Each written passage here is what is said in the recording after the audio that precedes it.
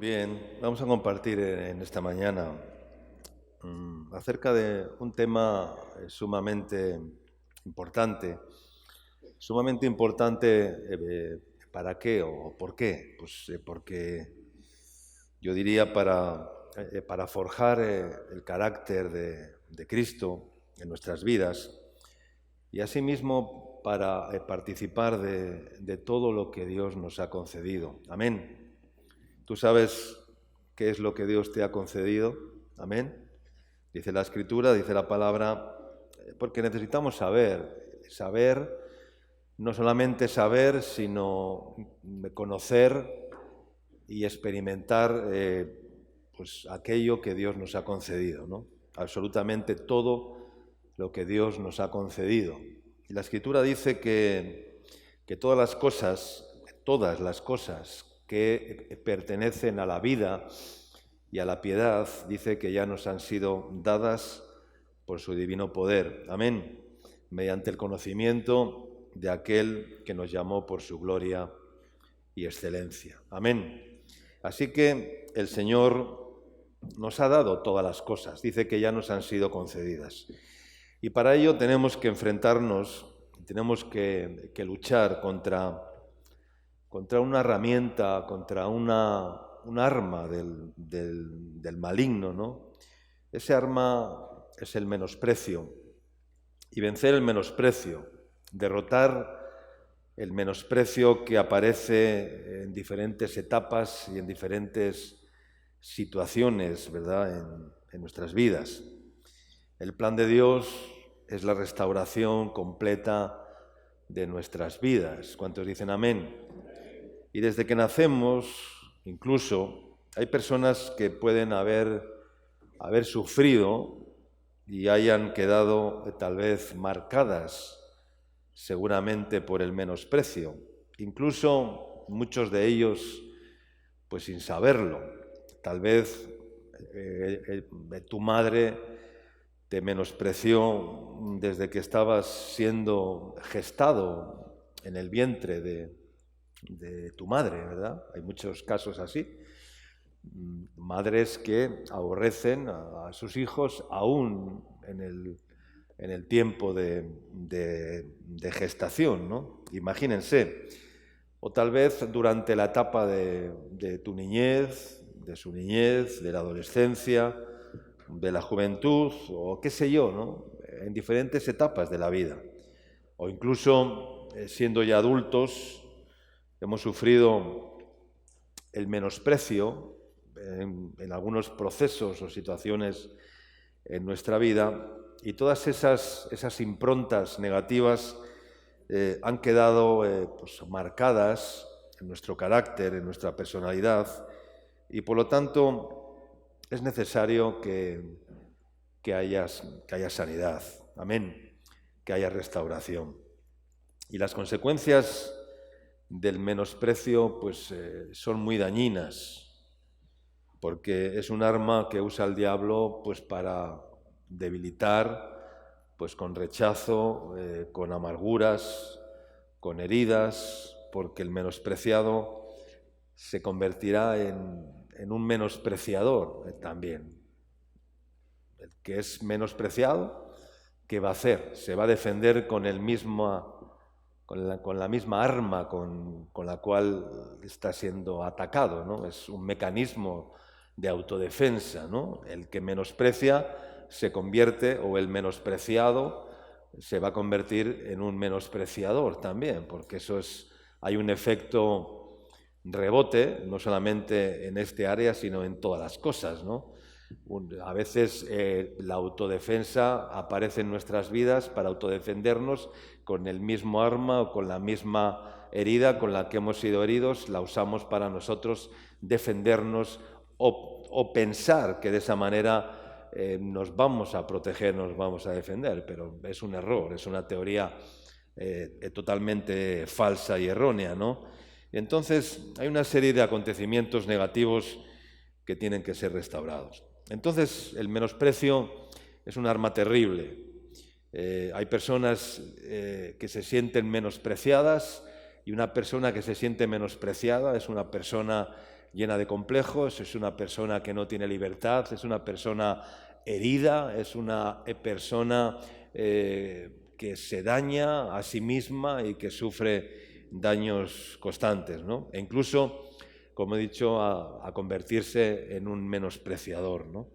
Porque el que se siente menospreciado va a tratar siempre de sustituir ese menosprecio, menospreciando él también a los demás.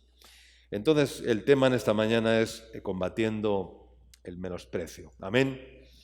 Para empezar, brevemente, hagamos un breve escaneo de lo que quiere decir la palabra menosprecio. Menos, ¿qué dice? Menos precio, ¿no? Es una palabra compuesta por dos raíces latinas que son minus, que significa menos, y pretium, que significa precio, menos precio. Es decir, atribuirle a algo poco precio o menor precio del que realmente tiene. ¿Amén? ¿Estamos claros? ¿Entendemos lo que es la palabra menosprecio? Es darle un valor más bajo del que realmente tiene, ¿no?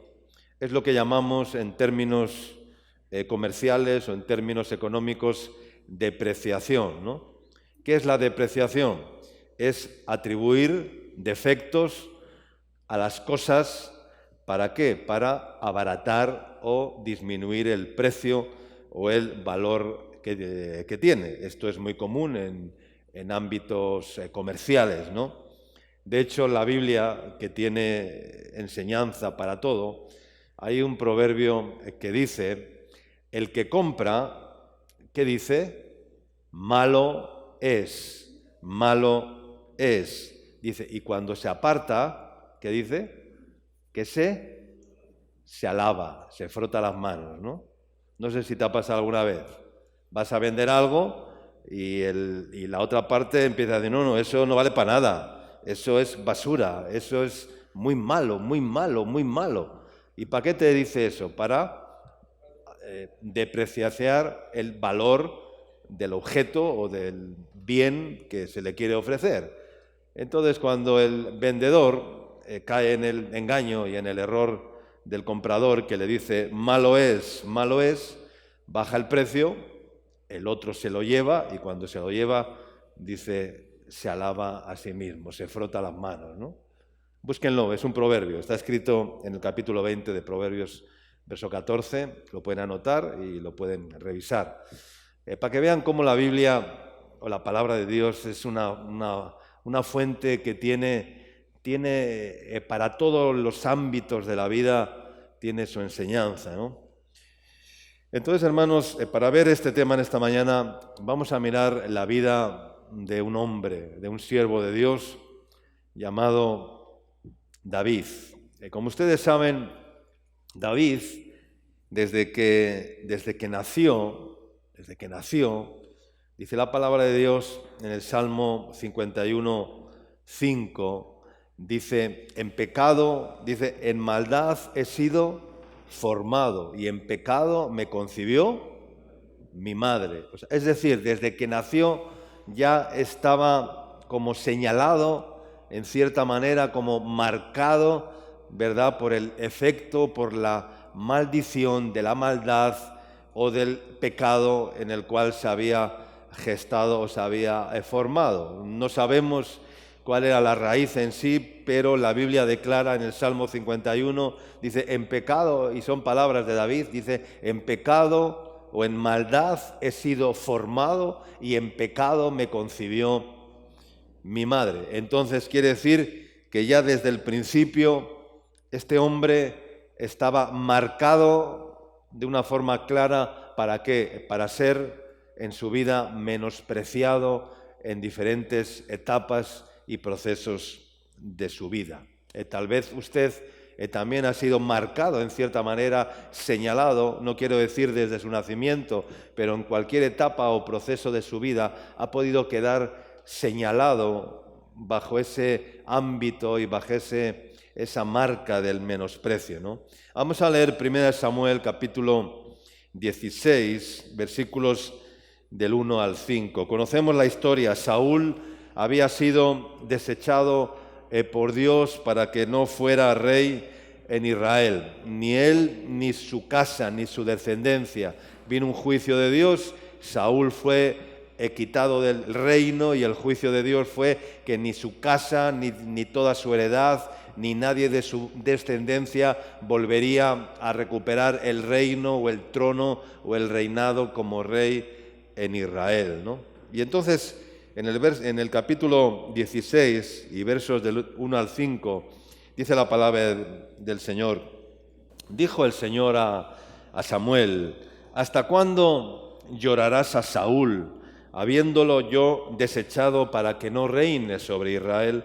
El profeta Samuel estaba entristecido porque él mismo había sido quien había sido ungido, quien había ungido a Saúl, después de que el pueblo mismo desechó a Samuel, que fue el profeta ungido que Dios levantó, pero dijeron: queremos tener un rey como tienen todas las naciones de la tierra. No queremos que tú reines sobre nosotros porque tus hijos no han hecho las cosas bien. Entonces desecharon a Samuel, que era el profeta. Entonces escogieron un rey. Samuel les advirtió: mire, el rey que van a escoger les va a tiranizar, les va a explotar, les va a usurpar sus bienes, les va a explotar, les va a poner cargas pesadas que no van a poder soportar. Pero aún así, no hicieron caso a Samuel y le dijeron: escógenos un rey, pongan un rey sobre nosotros, queremos un rey como tienen todas las naciones de la tierra, ¿no? Entonces Samuel, después de esto, dice, estaba triste porque Dios había quitado el reino a Saúl, y le dice: ¿hasta cuándo? Le dice Samuel, le dice el Señor a Samuel: ¿hasta cuándo llorarás a Saúl habiéndolo yo desechado para que no reine sobre Israel? Llena tu cuerno de aceite y ven, y te enviaré a Isaí de Belén, porque de sus hijos me he provisto de rey. Y dijo Samuel: ¿cómo iré? Si Saúl lo supiera, me mataría. Jehová respondió: toma contigo una becerra de la vacada y di: a ofrecer sacrificio a Jehová he venido. Y llamó a Isaí al sacrificio, y llama a Isaí al sacrificio, y yo te enseñaré lo que has de hacer, y me ungirás al que yo te dijere. Hizo pues Samuel como le dijo el Señor, y luego que él llegó a Belén, los ancianos de la ciudad salieron a recibirle con miedo y le dijeron: ¿es pacífica tu venida? Él respondió: sí, vengo a ofrecer sacrificio a Jehová. Santificaos y venid conmigo al sacrificio. Y santificando él a Isaí y a sus hijos, los llamó al sacrificio. Amén. Entonces Dios le dice a Samuel que ya no era tiempo de llorar por Saúl, que fuera a ofrecer sacrificio, fiesta al Señor, y que llamara a Isaí de Belén y a sus hijos al sacrificio, y que después, con el aceite del cuerno, ungiría a quien Dios le dijera. Para un poco hablarles del aceite del cuerno y del aceite de la redoma, Saúl fue ungido con el aceite de la redoma, de la vasija. David fue ungido con el aceite del cuerno. Hay una gran diferencia entre la unción de la vasija o la unción del cuerno, que es el cuerno, que es el original, digamos, ¿no? La unción del hombre o la unción de Dios. Hay una enseñanza sobre la unción de la vasija o la unción del cuerno, pero no me quiero meter en ese tema, sino que vamos a continuar con lo que estamos hablando en esta mañana. El sacrificio era porque iba a ungir a uno de los hijos de Isaí, como sabemos. Samuel el profeta no sabía quién era. No sabía Samuel, ni siquiera sabía cuántos hijos tenía Isaí. No sabía cuántos hijos tenía, porque cuando vinieron todos le dijo: ¿son estos todos tus hijos? Quiere decir que Samuel, el profeta, tampoco sabía cuántos hijos tenía Isaí. Entonces les llama a todos ellos al sacrificio, pero lo interesante es que cuando comienza, digamos, aquel proceso pues los invitó a todos, ¿no? La invitación al sacrificio decía Isaí e hijos, es decir, todos ellos estaban invitados al sacrificio. Eso decía la invitación, Isaí e hijos, todos sus hijos, sin excepción. Pero resulta que cuando comenzó el proceso profético de reconocimiento del próximo ungido como rey, pues David, pues como sabemos, no estaba entre ellos, ¿no? Miremoslo en el verso 6 al 13, nos dice que, y aconteció que cuando ellos vinieron, él vio a Eliab y dijo, de cierto, delante de Jehová estás ungido. Y Jehová respondió a Samuel, no mires a su parecer ni a lo grande de su estatura, porque yo lo desecho, porque el Señor no mira lo que mira el hombre, pues el hombre mira lo que está delante de sus ojos, pero el Señor mira el corazón. Entonces llamó Isaí a Abinadab y lo hizo pasar delante de Samuel, el cual dijo, tampoco a este ha escogido el Señor. Hizo luego pasar Isaí a Sama, y él dijo, tampoco a este ha elegido el Señor. E hizo pasar Isaí 7 hijos suyos delante de Samuel, pero Samuel dijo a Isaí, Jehová no ha elegido a ninguno de estos. Entonces dijo Samuel a Isaí, ¿son estos todos tus hijos? Isaí le respondió, queda aún el menor, el que apacienta las ovejas. Y dijo Samuel a Isaí, envía por él, porque no nos sentaremos a la mesa hasta que él venga aquí. Envió pues por él y lo hizo entrar, y era rubio, hermoso de ojos, de buen parecer. Entonces el Señor le dijo, levántate y úngelo, porque este es. Y Samuel tomó el cuerno del aceite y lo ungió en medio de sus hermanos, y desde aquel día en adelante el Espíritu de Jehová vino sobre David. Se levantó luego Samuel y fue a Ramá. Claramente vemos en el verso 11 cómo Isaí, ¿qué hizo? Menospreció ¿a quién? Menospreció a David. Dice, entonces dijo Samuel a Isaí, ¿son estos todos tus hijos? Y Isaí, su padre, respondió, queda aún el menor, el que apacienta las ovejas.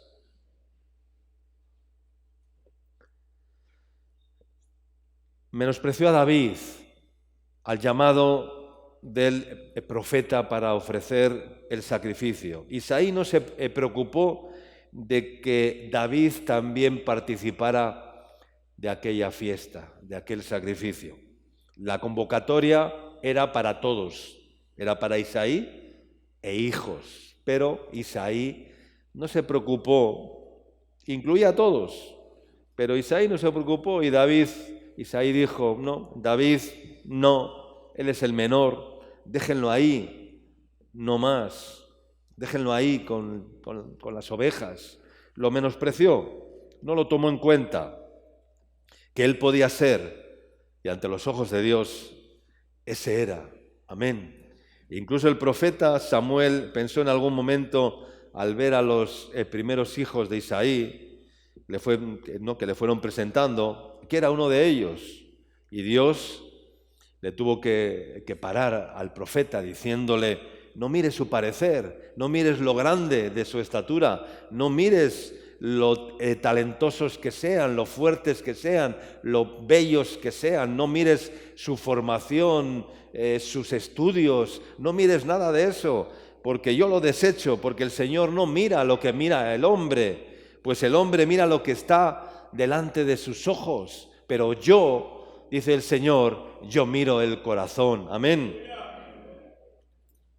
Incluso el enemigo le había metido la idea al papá, no, ese no puede ser, porque se lo dijo a David, no, él es el menor, él está cuidando las ovejas, él no puede ser, pero la verdad es que eso a David A David no le afectaba en ninguna manera. ¿Sabes por qué a David no le afectaba el que su padre dijera, no, es el menor, es el que está pastoreando las ovejas? Porque David estaba teniendo grandes experiencias, o tantas experiencias de una comunión con el Señor y una relación con Dios mientras estaba cuidando de los rebaños de su padre, que no le importaba eso. ¿Por qué? Porque tenía una comunión con el Señor estrecha, íntima, y estaba siendo ministrado constantemente por el Señor. Amén, hermanos. Entonces, ¿cuál es la enseñanza? Que cuando tenemos una buena relación con Dios, cuando tenemos una comunión estrecha con Dios, cuando estamos recibiendo de Dios una administración directa, una visitación directa con el Señor, y que tenemos esa relación con el Señor buena en nuestras vidas, no nos importa lo que los demás o lo que su padre en este caso pudiera decir o pensar o hablar de él. No, es el menor, él está cuidando las ovejas, no le paréis bola, él no es importante, él no va a participar de esta invitación, de este acontecimiento. Y lo menospreció, pero David no se vio afectado para nada, porque estaba, repito, teniendo experiencias gloriosas, constantes con el Señor en su vida, y eso le ayudaba a tener un corazón íntegro, guardado, ¿verdad?, en la presencia de Dios. Pero sigamos, porque muchos de nosotros tal vez incluso pudimos haber sido menospreciados o pudimos habernos sentido menospreciados en nuestra propia casa. David fue menospreciado en su propia casa, su mismo padre lo menospreció. ¿Cuántas veces no se oye a algunos decir, mi papá quiere más a mi hermano que a mí? ¿Verdad? ¿Han escuchado eso? Él o ella es el preferido de mi madre. Yo no, es él, es ella, es mi hermano, es mi hermana.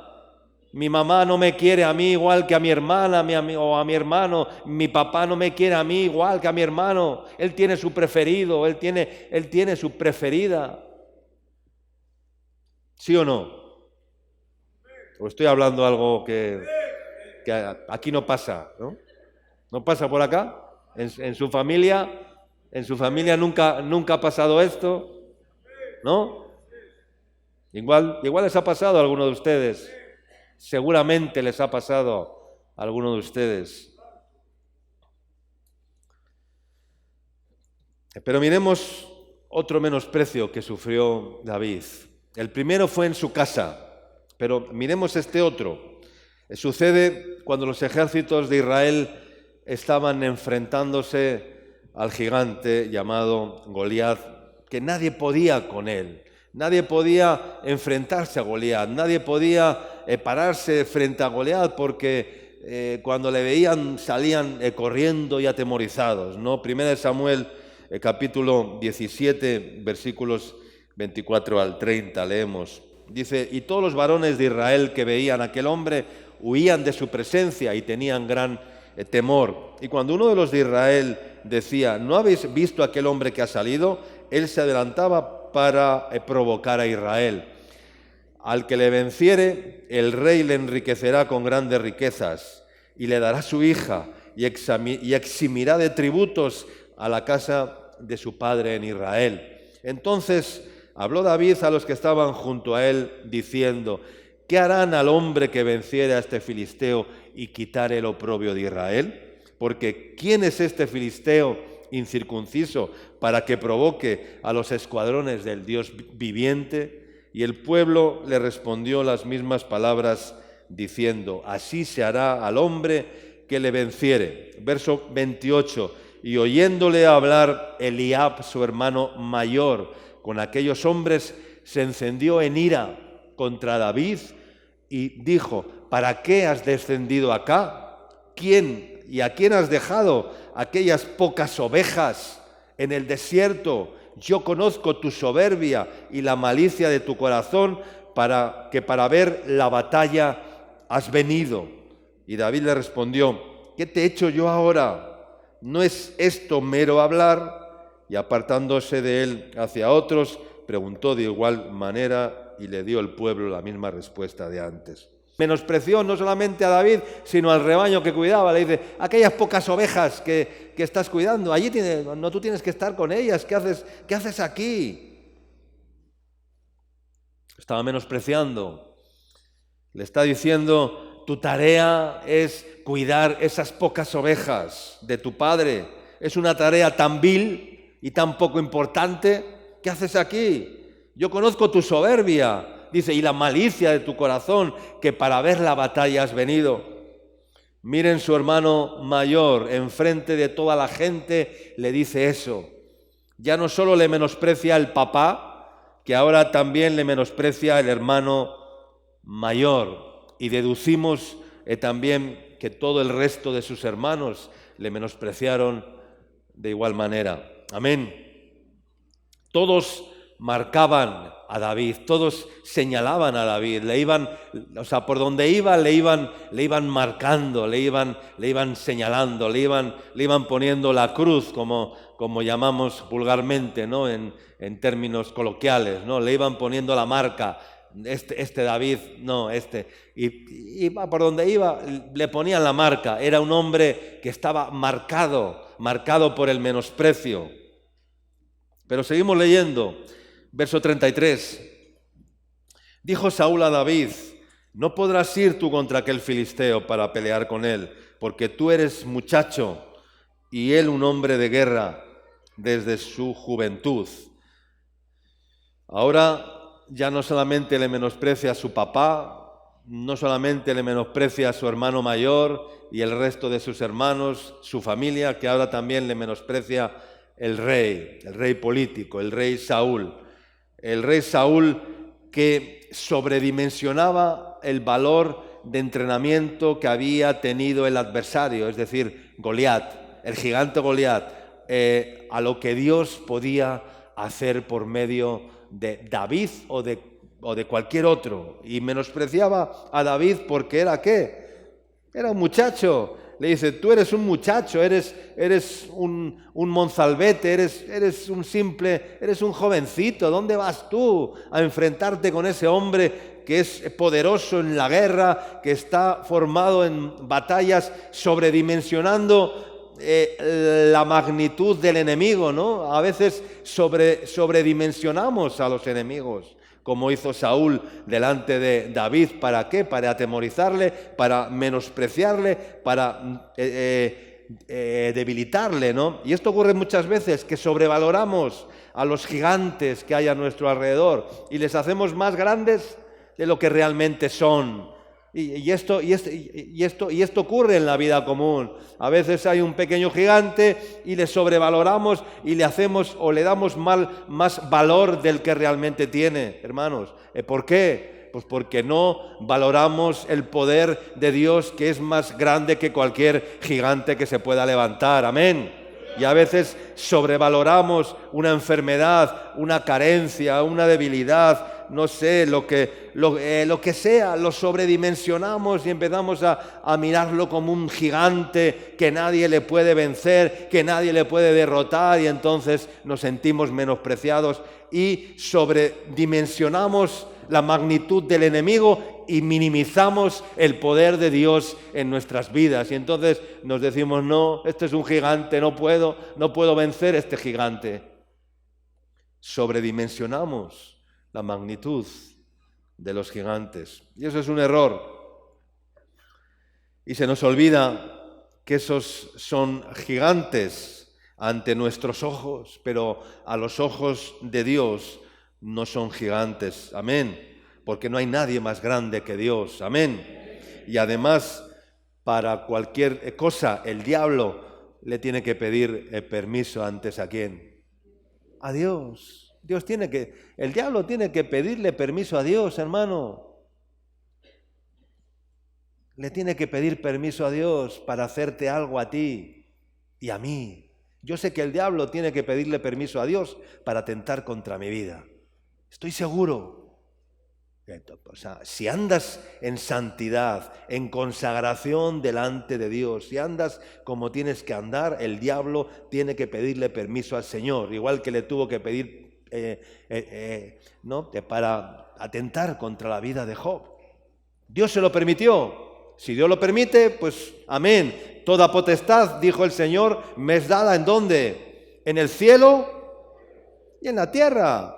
Ayer escuchaba predicar a nuestro pastor en Ucrania, en una campaña evangelística, en una iglesia, a cientos de pastores, en un evento que ha habido este fin de semana en Ucrania, donde hemos estado, han estado reunidos con iglesias, pastores, haciendo campaña. Ha sido una actividad gloriosa, ¿no? He visto algunas de las imágenes, unas iglesias donde alababan al Señor de una forma tan especial, en medio de la guerra, hermanos.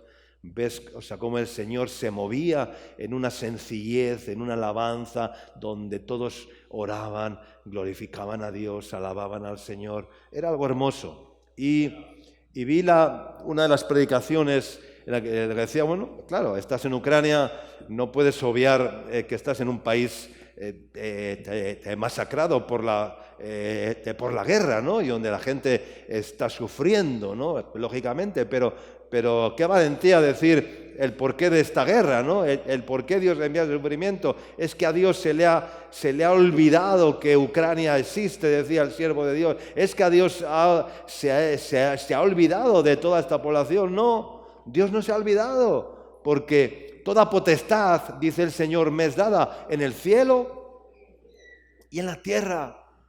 Y hermanos, Dios es soberano en todo, absolutamente en todo. Y todo lo que sucede es porque Dios lo permite por algún motivo. A veces no lo sabemos, igual ahora no sabemos el por qué. Pero si Dios lo hace, hermanos, ¿por qué tentó Dios a Job y permitió? No tentó. ¿Por qué probó Dios a Job y le hizo pasar por aquel? Si era un hombre, un hombre recto, justo, temeroso de Dios, apartado del mal. No tenía unas cualidades que ninguno de nosotros tenemos. Y aun a pesar de eso, Dios le permitió a Satanás que atentara contra su vida. No de una forma directa, ¿no? Pero sí contra sus propiedades, contra sus bienes, contra su familia, ¿no? Satanás tiene que pedir permiso a Dios, amén. En todo, absolutamente en todo. Él no puede hacer nada si antes Dios no le da la venia, no le dice, adelante, haga, no más. Si no, Satanás no hace, no puede, es imposible, no puede. Tiene que pedir permiso a Dios. Entonces vino el menosprecio. No podrás ir contra ese filisteo para pelear porque eres un muchacho débil. Y Saúl lo menospreció, y él es un hombre de guerra desde su juventud. Pero ¿cuál fue la respuesta de David? ¿Cuál fue la respuesta de David? Verso 34. David respondió a Saúl: tu siervo era pastor de las ovejas de su padre, y cuando venía un león o un oso y tomaba algún cordero de la manada, salía yo tras él y lo hería, y lo libraba de su boca, y él se levantaba contra mí, y yo lo echaba a mano de la quijada, y lo hería y lo mataba. Fuese león, fuese oso, tu siervo lo mataba, y este filisteo incircunciso será como uno de ellos, porque ha provocado al ejército del Dios viviente. Amén. Añadió David: Jehová me ha librado de las garras del león y de las garras del oso, y él también me librará de la mano de este filisteo. Y dijo Saúl a David: ve, y el Señor esté contigo. Amén. David tenía la experiencia, y como tenía la experiencia, había derrotado a un oso, a un león, le había sacado de las fauces del león a las ovejas que el león se quería devorar, se las sacaba de la boca, le abría la boca al león y cogía la oveja, se la sacaba de la boca cuando el león ya se estaba relamiendo, ¿verdad? De gusto de voy a devorar esta ovejita recién criada, qué rica. Y el león, estaba ya que iba David, le abría la bocota y le sacaba la oveja de la boca del león.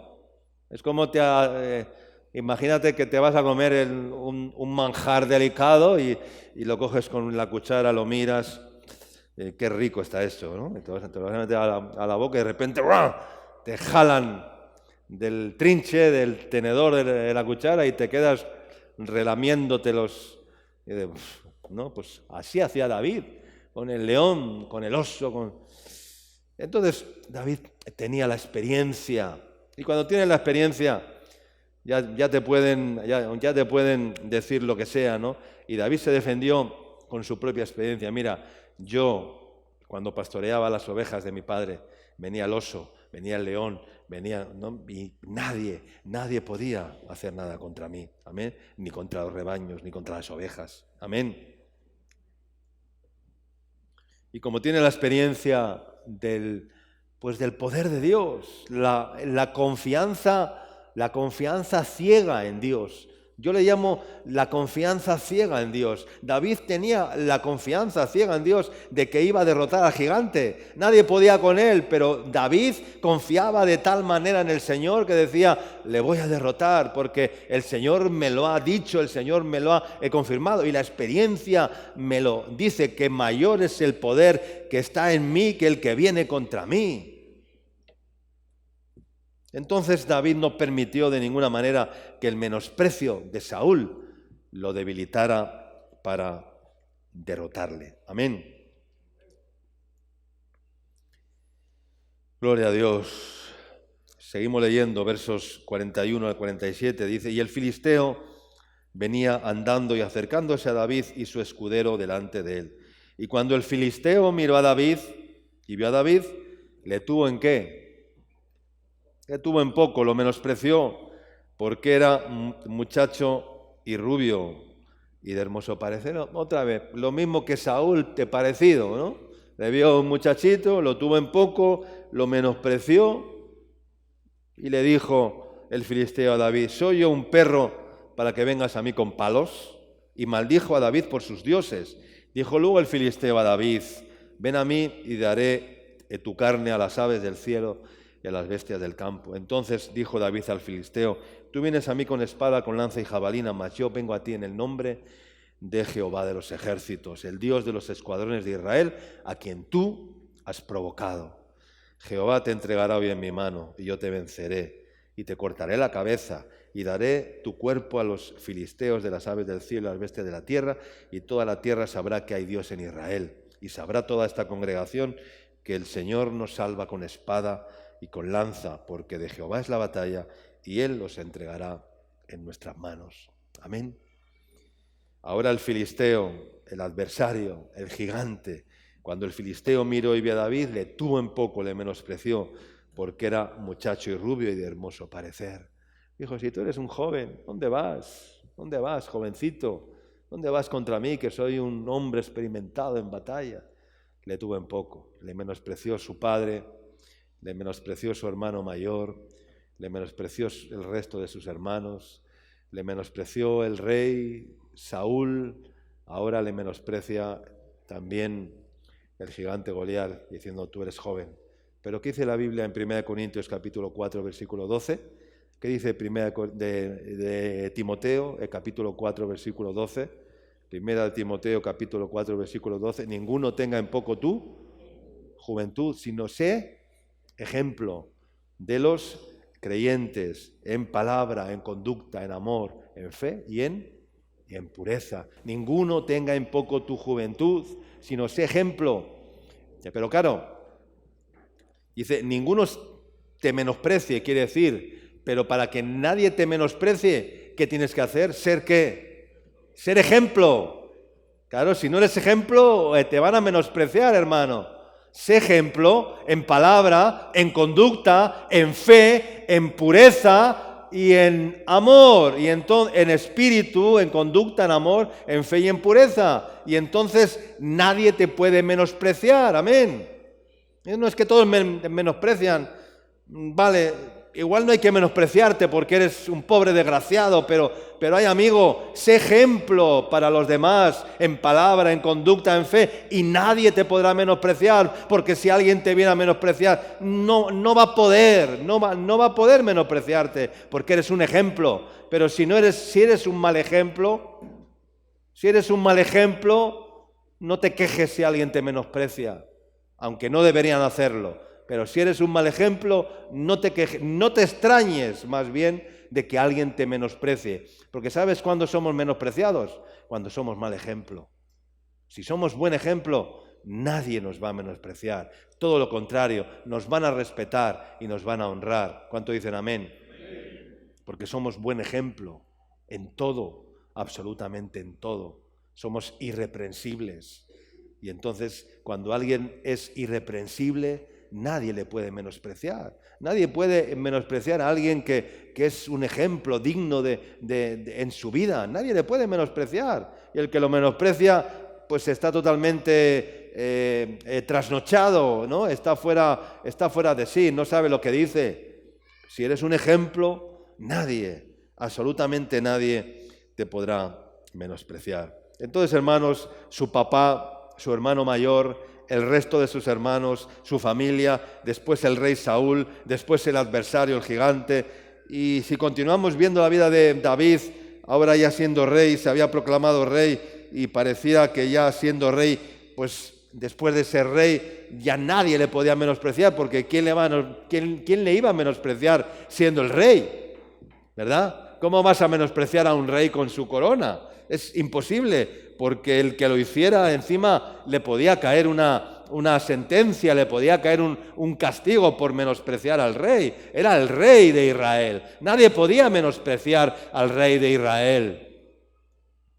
Pero mira lo que pasó en 2 Samuel, en el capítulo 6 y verso 16.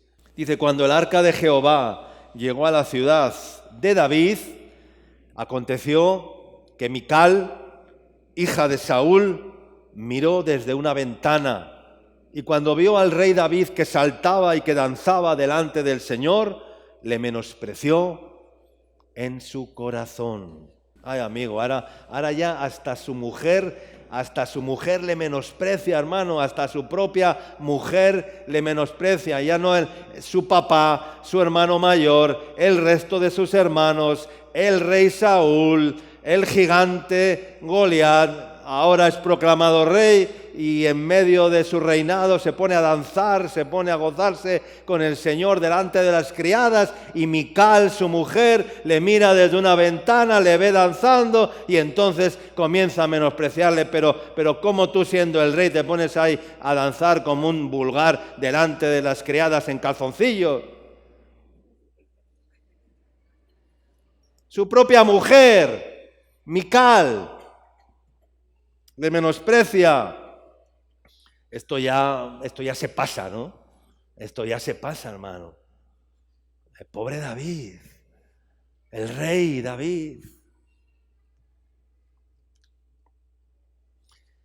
Era ya rey. De hecho, dice que cuando el arca de Jehová llegó ¿a dónde? ¿A la ciudad de quién? O sea, era la ciudad de David. O sea, era toda la ciudad. La llamaban la ciudad de David. Imagínate la importancia que tenía la ciudad de David. Pero como Mical tenía... ¿qué genes tenía Mical? ¿Los genes de quién? Claro, Mical tenía los genes de Saúl.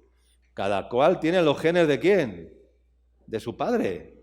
Y Mical era hija de su padre.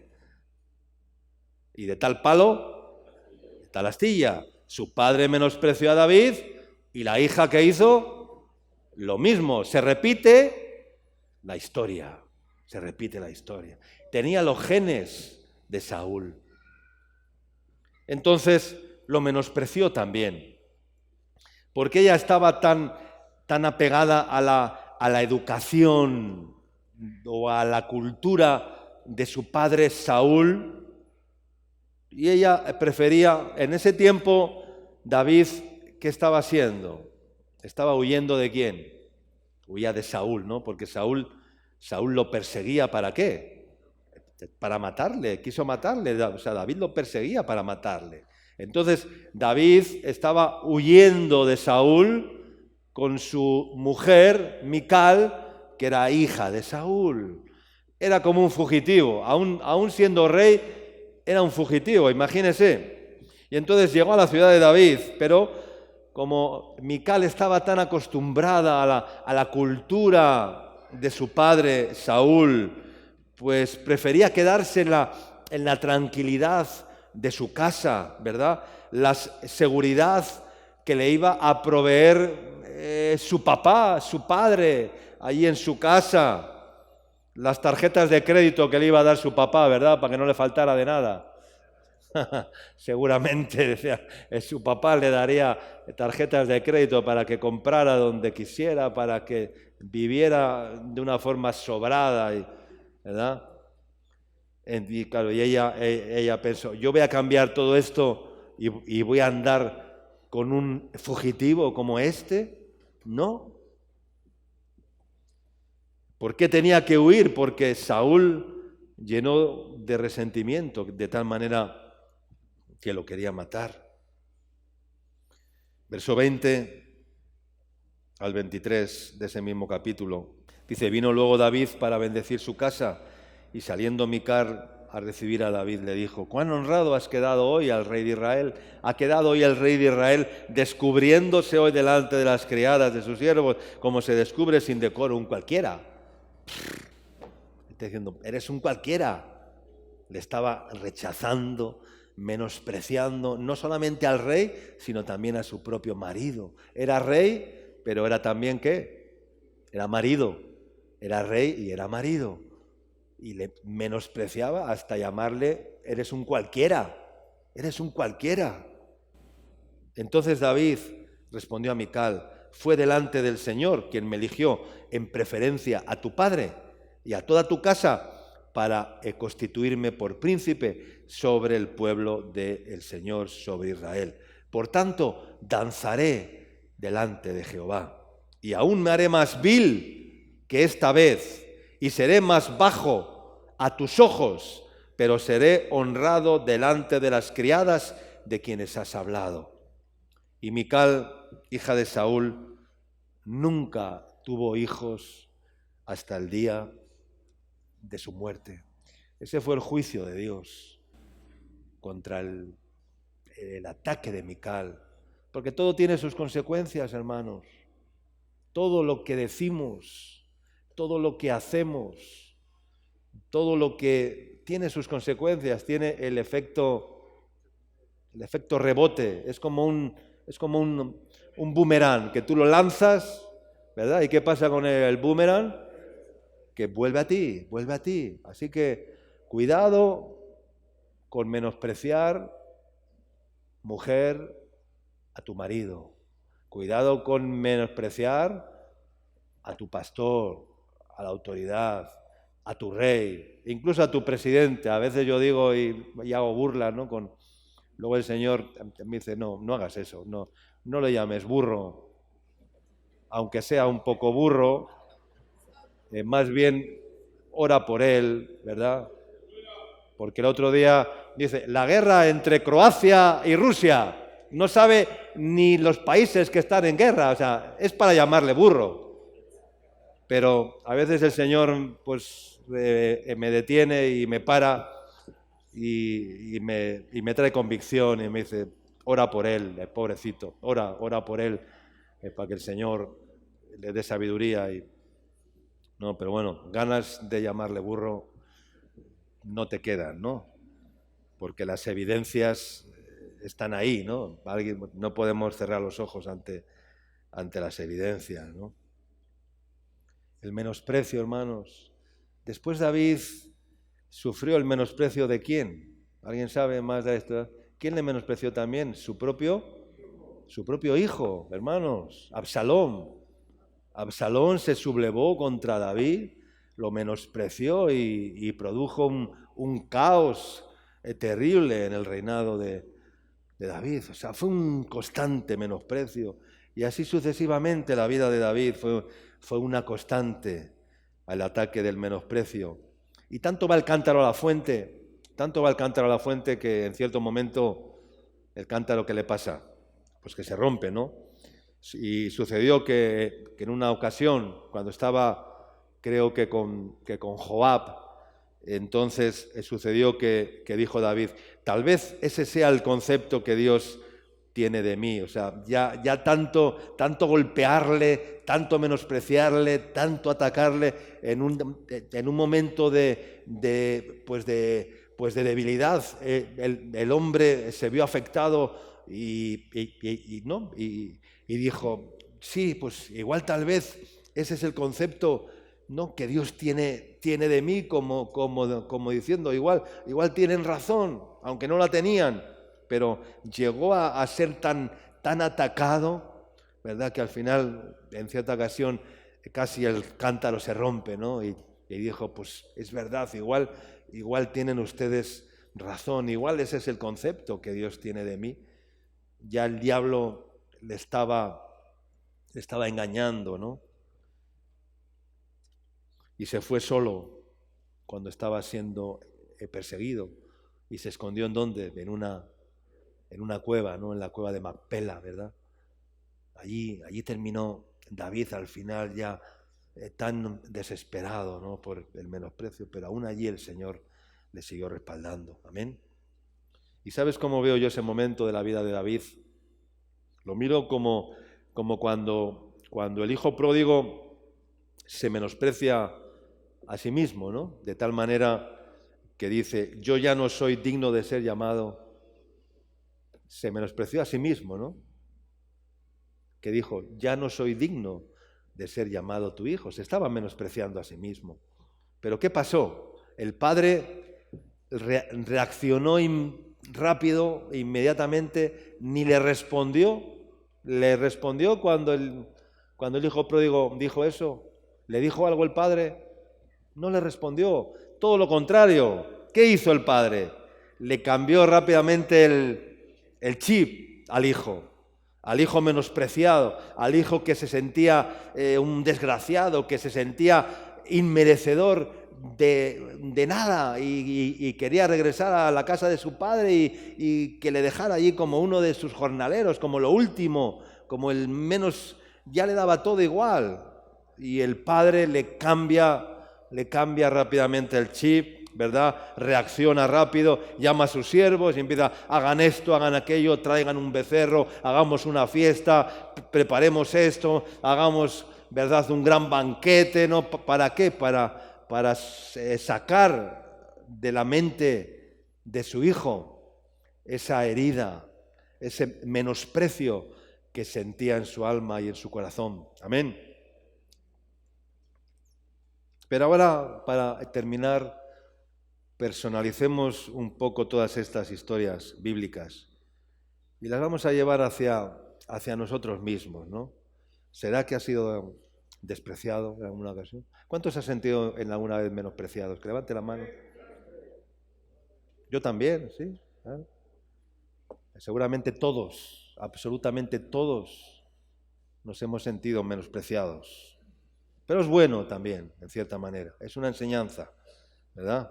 Pueden ser muchas las causas, lugares, trabajo, el ministerio, en la iglesia, la comunidad, que no me reconocen, que no sé qué, que no sé cuántos, que pin, que pa' aquí, que pa' allá, que mi padre, que mi madre, que el trabajo, que mi jefe, que mi jefa, que esto, que lo otro, que no sé qué, que no sé cuánto, constantemente.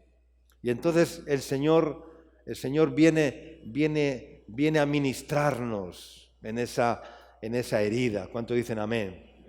Para sacar el menosprecio de nuestra alma, para librarnos del menosprecio, porque el Señor no nos menosprecia. ¿Cuánto dicen amén? Aunque todos te abandonen, aunque todos te menosprecien, yo nunca te abandonaré, dice el Señor. Amén. ¿Qué dice Isaías capítulo 53, versículo 3? Jesús es el sustituto. Mira lo que dice: despreciado y desechado entre los hombres, despreciado, rechazado, menospreciado y desechado entre los hombres, varón de dolores, experimentado en quebranto, y como que escondimos de él su rostro, fue menospreciado y no lo estimamos, hermanos. Jesús es el sustituto perfecto. Él viene a sustituir y hacerse el menospreciado él mismo para sanar el menosprecio que puede haber en tu corazón o en tu alma en esta mañana. Amén. Jesús es el sustituto perfecto. Él viene a la tierra, toma mi lugar, toma su lugar. Todos los hombres, Pedro le niega, Judas lo vende, lo entrega prácticamente, los ladrones le insultan, los soldados se burlan de él, le golpean, le jalan la barba, le escupen, le azotan, etcétera, etcétera.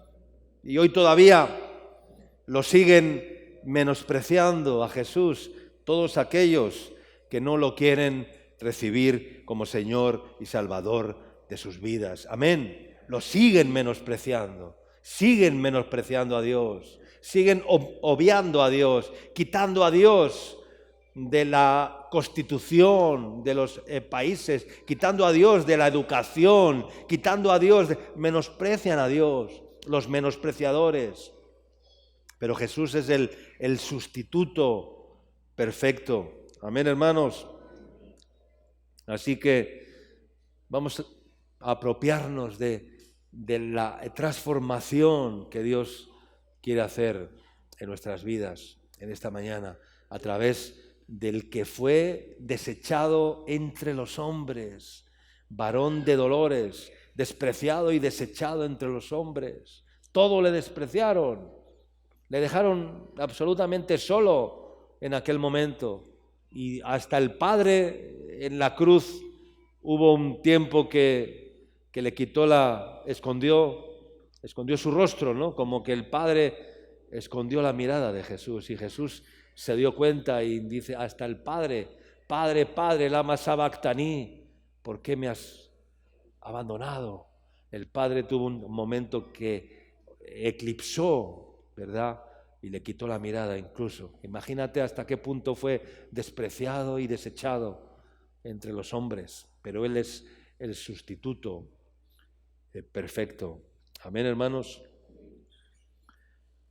David venció al gigante escogiendo 5 piedras lisas del arroyo. Las piedras lisas, esos guijarros, ¿verdad? Que para una piedra, para que esté totalmente lisa en un riachuelo, tiene que sufrir un proceso muy fuerte de erosión, ¿verdad? Porque las piedras normalmente no son lisas, tienen el golpe del agua, el golpe de pum, pum, pum, pum, pum, la piedra se fue. Y entonces David escogió 5 piedras lisas del arroyo y las metió en el zurrón, en el saco pastoril, para luego con la honda. Con una sola le sirvió, las otras 5, bueno, no sé, por si acaso, ¿no? Con la primera fallaba, tenía la segunda y luego la tercera, ¿no? Pero no, con una sola piedra basta. Y el Señor quiere hacer de nosotros también esas piedras lisas, y una sola piedra lisa se va a clavar en la frente del gigante, ¿verdad? Y vamos a poder vencer y combatir el menosprecio. Amén, hermanos. Isaías capítulo 43, versículo 4, y con esto termino. Dice así: porque a mis ojos fuiste de gran estima. ¿Cuántos lo creen? Hoy te dice el Señor en esta mañana: porque a mis ojos fuiste de gran estima. ¿Fuiste qué? Honorable. Y yo te amé. Daré pues hombres por ti y naciones por tu vida. Amén. Esto es maravilloso, hermanos. Amén. Esta promesa de Dios es para que te la agarres y la hagas tuya en tu vida. Es maravilloso. Primero nos sustituyó y ahora nos dice esto tan maravilloso. Fuiste precioso, dice, ante mis ojos. Te tomé por digno, como honorable, y te amé. Daré hombres por ti. Está hablando como de un intercambio, como un intercambio de rehenes, ¿no? Dice, daré hombres por ti. ¿Y quiénes son esos hombres? Pues no todos esos impíos que aún siguen menospreciando a Cristo, menospreciando al Señor. Dice, daré hombres por tu vida. Es como un intercambio de rehenes. Dice, yo me voy a cobrar tu vida con todos aquellos que me rechazan, con todos aquellos que me menosprecian. Daré hombres por tu vida, tomaré rehenes por tu vida, dice el Señor. Amén. Y pueblos y naciones por tu vida también. Amén.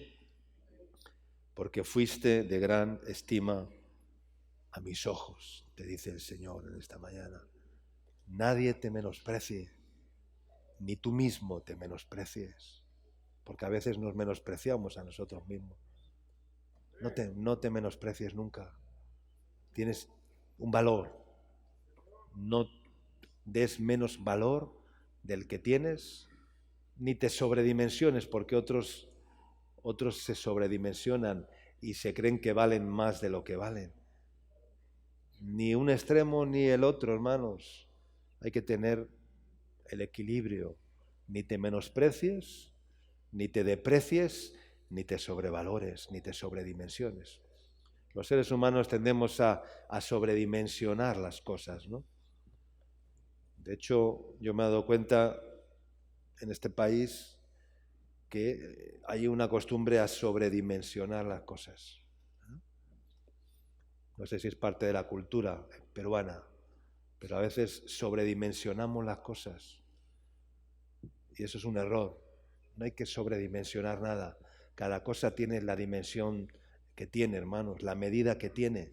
Si mide 5, no puede medir 10. Si vale 100, no vale 120. Si pesa 1000 gramos, no puede pesar 990, hermanos. La pesa cabal, esto es así. No sobrevaloremos las cosas ni sobrevaloremos nuestra propia vida, porque ninguno debe tener más alto concepto de sí mismo que el que deba tener y piense de sí con cordura, dice la palabra. No te sobrevalores, no te pienses que eres el mejor o el peor, ni el mejor ni el peor. Ten un concepto de ti mismo equilibrado, el concepto que Dios tiene de ti. ¿Y sabes cuál es el concepto que Dios tiene de ti? Porque a mis ojos fuiste de gran estima, fuiste honorable y yo te amé, dice el Señor. Amén.